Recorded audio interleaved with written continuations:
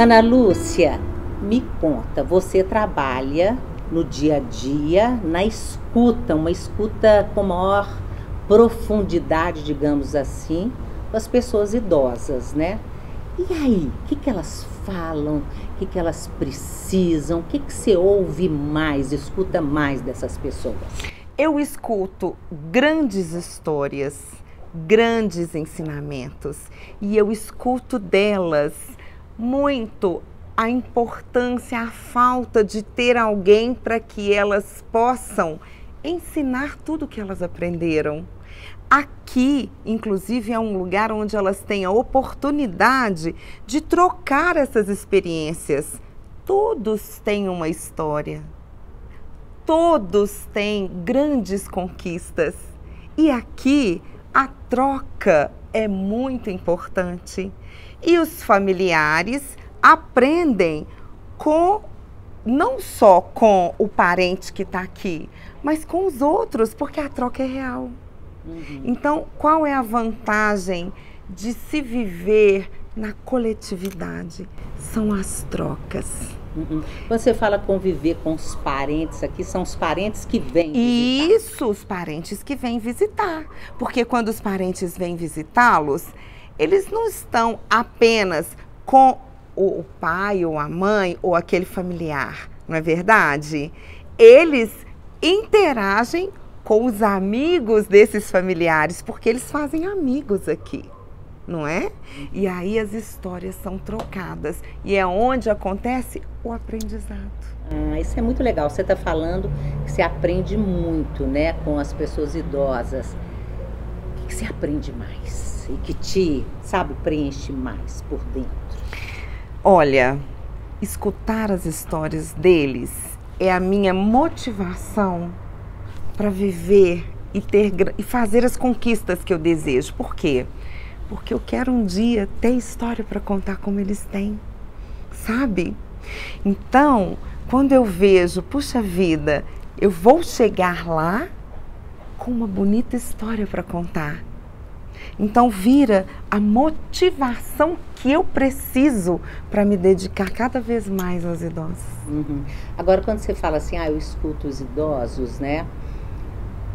Queria saber um pouquinho mais.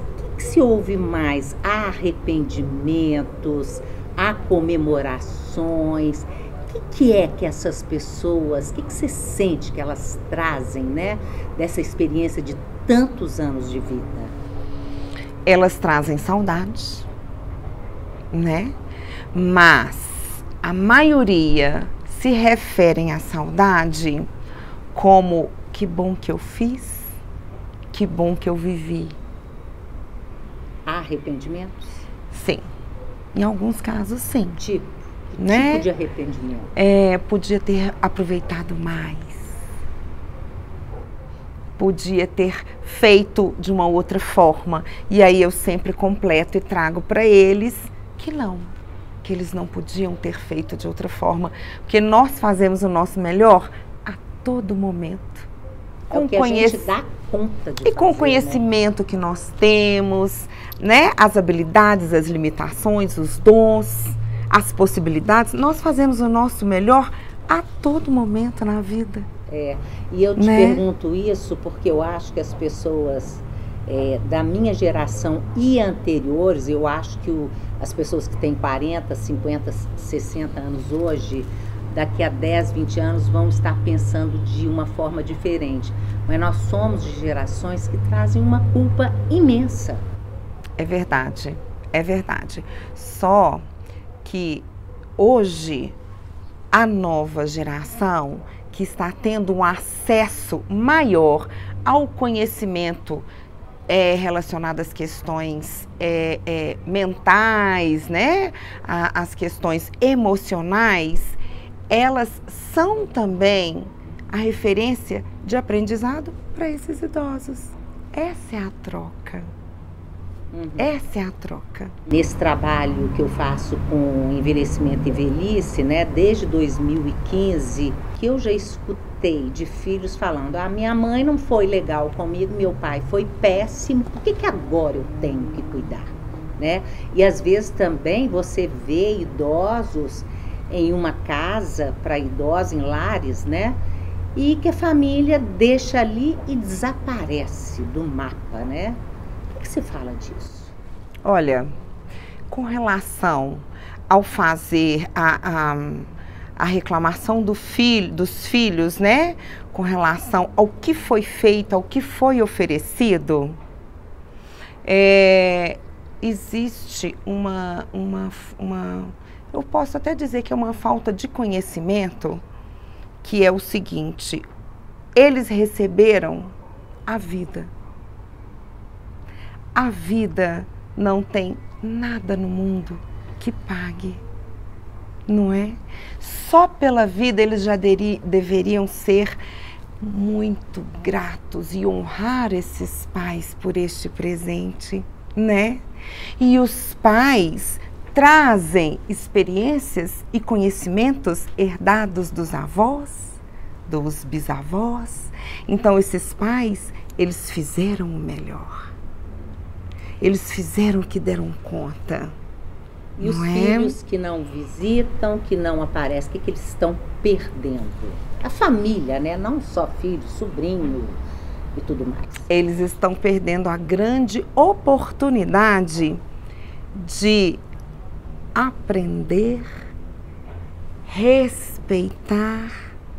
Por que que eu digo isso? Porque é o que eles vão passar para os filhos, não é? Nós somos o que nós aprendemos com os nossos pais. Agindo dessa forma, o que eles passarão para os seus filhos, não é verdade? E o arrependimento que virá lá na frente, né? Que é a hora que a gente diz, porque eu não fiz, eu devia ter feito, não é? Verdade.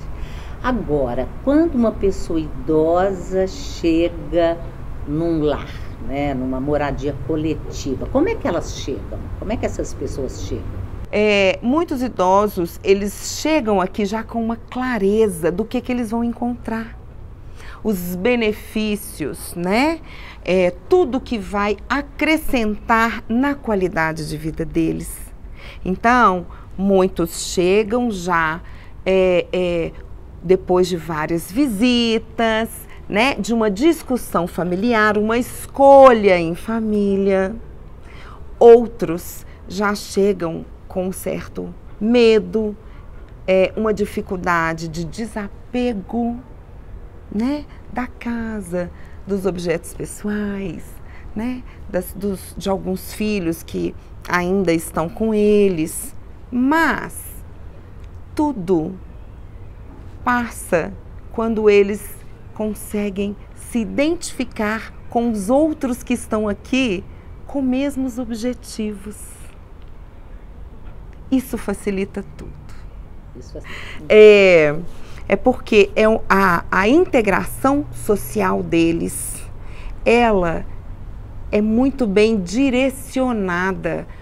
Nós nos preparamos para facilitar isso para eles. Então, nós criamos, né, oportunidades para que essa comunicação entre eles aconteça de forma natural. Com o acolhimento que nós trazemos, isso facilita tudo. Uhum.